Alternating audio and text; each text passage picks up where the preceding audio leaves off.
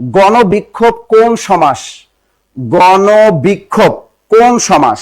এটা কি তৎপুরুষ সমাস, এটা কি কর্মধারয় সমাস, এটা কি বহুব্রীহি সমাস, নাকি এটি দ্বন্দ্ব সমাস? উত্তরটা টাস টাস করে জবাব দিতে হবে, আমাদেরকে একটু টাস টাস করে জবাবটা দিতে হবে। গণবিক্ষোভ কোন সমাস? গণবিক্ষোভ কোন সমাস? একটু দ্রুত উত্তরটা বলতে হবে ভাইয়ারা, পুরা একটু দ্রুত উত্তরটা বলতে হবে।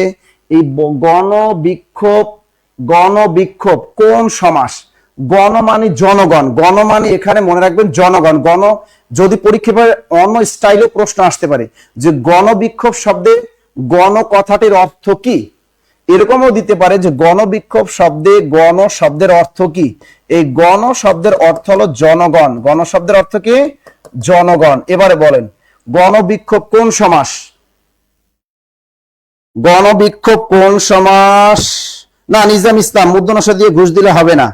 আচ্ছা, কাউসার রহমান তিনি বলছেন গ বহুব্রীহি সমাস। ভাইয়া আপনার অনেক, কাউসার রহমান আপনার ল্যাকিংস আছে অনেক সমাসে, সমাসটা ভালো করে শিখতে হবে আপনার। আর সাবরিনা তিনি বলছেন কর্মধারয় সমাস। আর ঈশামণি তিনি দ্বন্দ্ব বলেছেন, দ্বন্দ্ব বানানটা ভুল। আহমদুল্লাহ নূর তিনি বলেছেন খ। আরিফ হোসেন তিনি বলেছেন ক। আচ্ছা, মোহাম্মদ আরিফ হোসেন আপনাকে অসংখ্য ধন্যবাদ, কারণ আপনি এই সঠিক উত্তরটা দিতে পেরেছেন, এজন্য আপনাকে অসংখ্য ধন্যবাদ, অসংখ্য ধন্যবাদ, অসংখ্য ধন্যবাদ। ওকে, তাহলে উত্তরটা হবে তৎপুরুষ সমাস।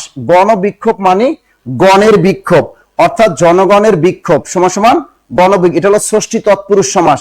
উত্তর হবে ষষ্ঠী তৎপুরুষ, ষষ্ঠী তৎপুরুষ, ষষ্ঠী তৎপুরুষ।